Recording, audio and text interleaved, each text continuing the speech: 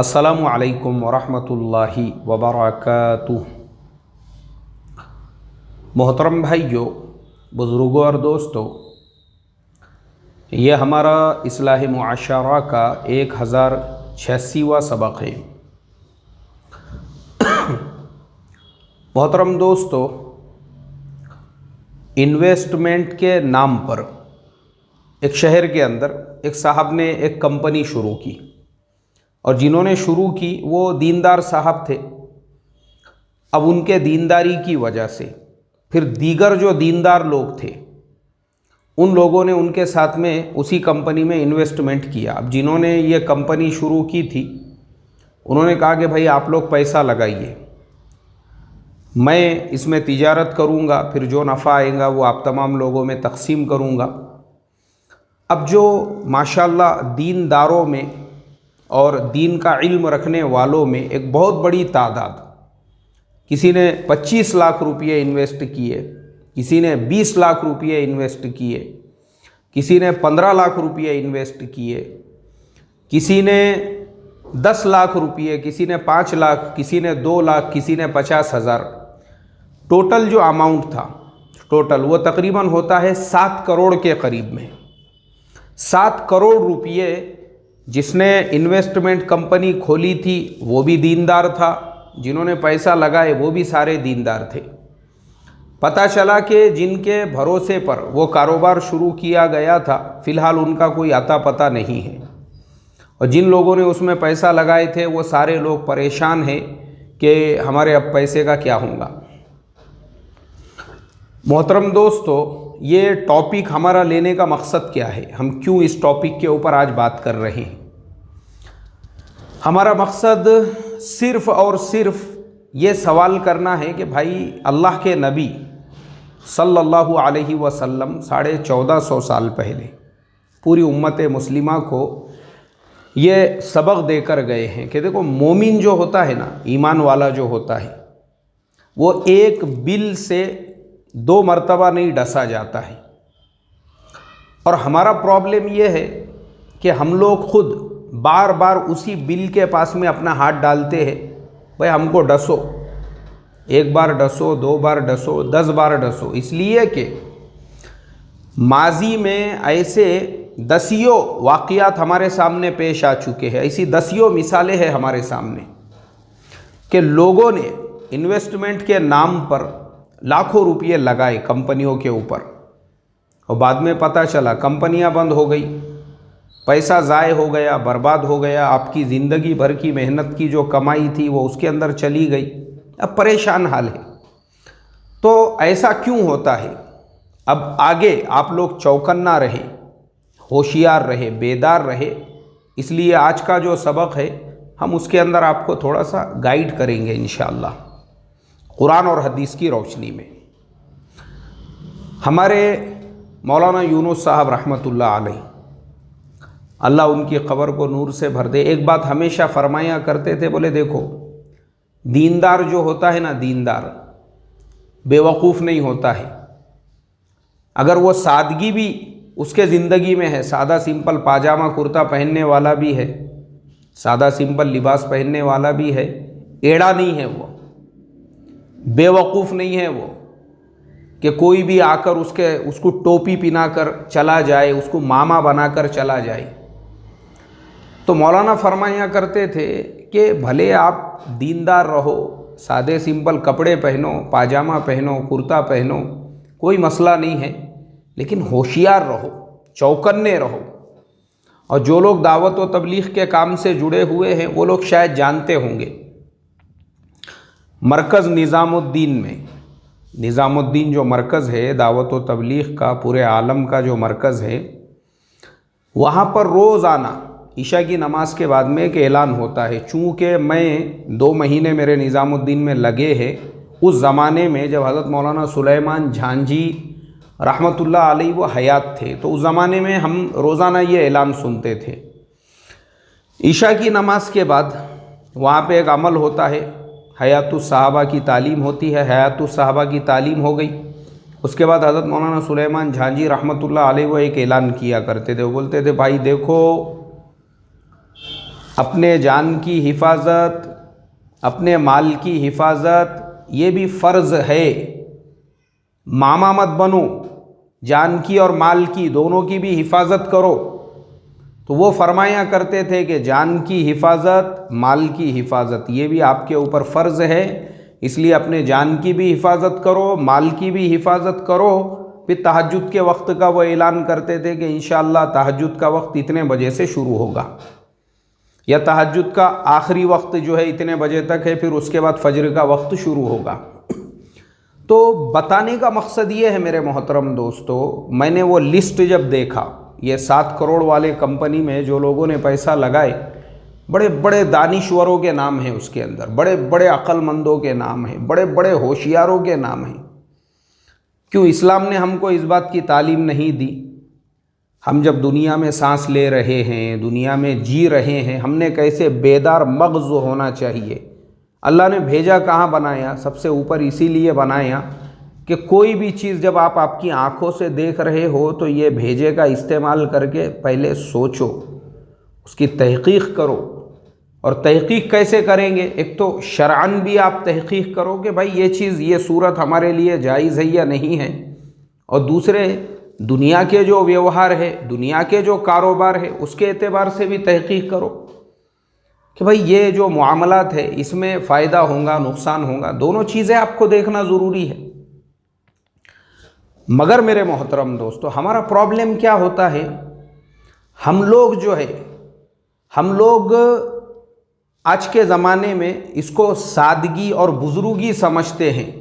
भाई मुझे तो दुनिया के बारे में कोई मालूमात नहीं है।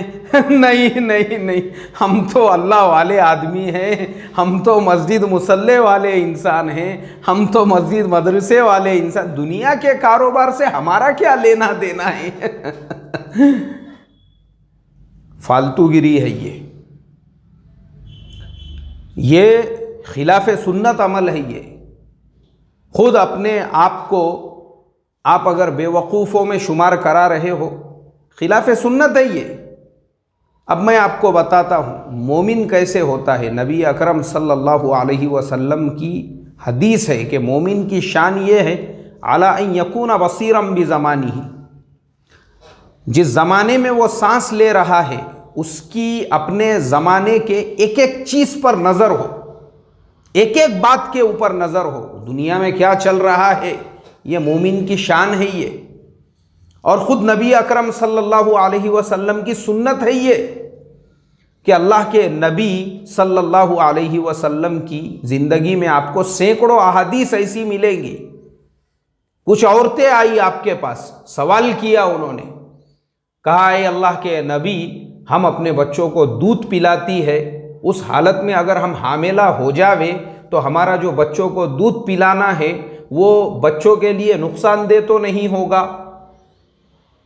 अब नज़र देखो हमारे नबी अकरम सल्लल्लाहु अलैहि वसल्लम की, ये मेडिकल साइंस से रिलेटेड बात है। यानी हमारे नबी इतने बेदार मग़ज़ थे कि मेडिकल साइंस पे भी आपकी ऐसी नज़र थी।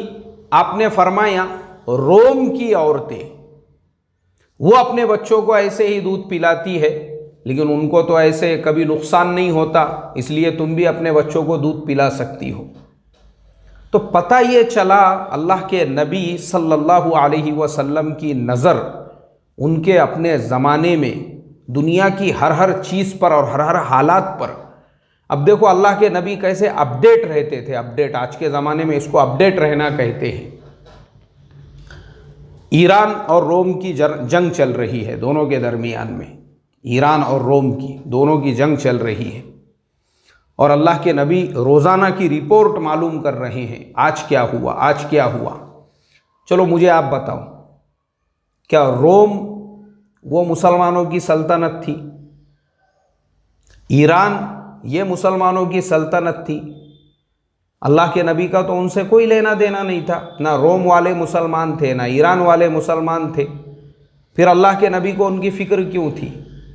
इसलिए थी क्योंकि जो रोमी हैं वो अहले किताब थे। अहले किताब, उनके पास में भी अल्लाह की किताब है, वो अहले किताब थे। तो मुसलमानों का झुकाव यानी अल्लाह के नबी का झुकाव, आपका रुझान अहले किताब की तरफ था। और आप ये चाहते थे कि रोमी जीत जाए, क्योंकि ईरानी जो थे वो आतिश परस्त थे। तो आतिश परस्त होने की वजह से अल्लाह के नबी को रोमियों की फ़िक्र हुआ करती थी। तो फिर कुरान में वो सूरत नाजिल हुई। देखो आप 21वें पारे के अंदर अलिफ लाम मीम गुलिबतिर रूम। अब ये जो सूरत है पूरी क्या पूरी, उसका नाम ही सूरह रूम है। तो इससे पता ये चला हमारे नबी को उस ज़माने में खुद अपने सिर्फ इस्लामिक जो कैपिटल है उसकी फ़िक्र नहीं थी, उसके अलावा दुनिया के दूसरे मुल्कों में क्या हो रहा है उसकी भी आपको फ़िक्र थी। और हमारे ज़माने में हम कैसे हो चुके हैं, हमने अपने आप को, यानी मैं तो बहुत भोला हूँ, सीधा हूँ, साधा हूँ, अरे भाई मेरा दुनिया के लिए व्यवहार से क्या लेना देना, इसको बुजुर्गी समझते हैं लोग। बुजुर्गी, लोगों को लगता है कि मैं ऐसी बातें करूँगा मीठी मीठी और मैं लोगों को बताऊँगा मैं तो बड़ा बुजुर्ग हूँ, मुझे तो कुछ दुनिया के बारे में मालूम ही नहीं है। तो लोग समझेंगे देखो कितने बड़े अल्लाह वाले हैं, बेचारों को कब्र के, हश्र के, कुरान के, नमाज के, मस्जिद के, दीन के अलावा कुछ मालूम नहीं है दुनिया के बारे में। इसको बुजुर्गी समझते हैं आज लोग। और मैं आपको बताता हूँ, मेरे साथ एक वाक़या पेश आया। एक साहब से मेरी मुलाकात हुई, तो मैं उनको बड़ा अल्लामा समझता था दीन के एतबार से, बड़ा पढ़ा लिखा। तो बातचीत उनके साथ में हो रही थी, तो वो मेरा मोबाइल था स्क्रीन टच, वो देख के कहने लगे, बोले भाई ये स्क्रीन टच जो मोबाइल है इसे कैसे इस्तेमाल करते हैं। मैं बोला हज़रत आपने कभी नहीं इस्तेमाल किए? नहीं भाई, मैं तो इतना भोला हूँ, मुझे ना स्क्रीन टच मोबाइल पता है, ये वाईफाई भी आजकल सुनते हैं, वो भी क्या होता है, इंटरनेट क्या होता है। क्या यार, क्या है ये? मैं दिल में सोचने लगा। मैं बोला अभी क्या है, आप यानी आप ऐसी बातें करेंगे तो मैं समझूंगा तुम बहुत बड़े बुजुर्ग हो, बहुत यानी दुनिया से मुस्तगनी हो। क्या, मुझे आप बताइए मेरे मोहतरम दोस्तों, इसको हमारे ज़माने में, अरे हालांकि इस्लाम वो है, जब तक आप इंटरनेट का यूज़ नहीं करेंगे, दुनिया में जो आज पूरी दुनिया के पास नेट है, इस्लाम के ख़िलाफ़ क्या साजिशें हो रही है, आप हर मसलक की किताबें नहीं पढ़ेंगे, हर मज़हब की किताबें नहीं पढ़ेंगे, हर दुनिया के अलग अलग राइटर्स की किताबें नहीं पढ़ेंगे, इस्लाम का दिफा क्या करेंगे आप? आपको नेट नहीं मालूम है, आप इतने भोले बन के बैठे हुए हैं, वाईफाई नहीं मालूम है आपको, ये क्या है, ये फालतूगिरी ये। तो ऐसे ही जो लोग होते हैं जो ये बताने की कोशिश करते हैं कि भाई मैं तो बहुत भोला, बहुत सीधा, मेरे को तो कुछ मालूम ही नहीं है, अल्लाह हिफाजत फरमाए। मोमिन जो है वो चौकन्ना होता है। फिर ये ऐसे लोग जो है इस तरीक़े से 25 लाख, 20 लाख, 15 लाख, 10 लाख, 5 लाख की टोपी पिना कर, या ऐसे 7-7, 8-8, 10-10 करोड़ रुपये के फिर ऐसे कांड होते हैं। अल्लाह हिफाजत फरमाए और उम्मत मुस्लिमा को अक़ल सलीम अता फरमाए। जुमा का मुबारक दिन है, सूरह कहफ की तिलावत ज़रूर कीजिए, चलते फिरते दुरूद शरीफ ख़ास तौर पे पढ़िए और चौकन्ना रहिए, ठीक है। अस्सलामु अलैकुम वरहमतुल्लाहि वबरकातुहू। सल्लल्लाहु तआला अला खैरि खल्क़िही मुहम्मदिन व अला आलिहि व अस्हाबिही अजमईन। आमीन बिरहमतिका या रहमान।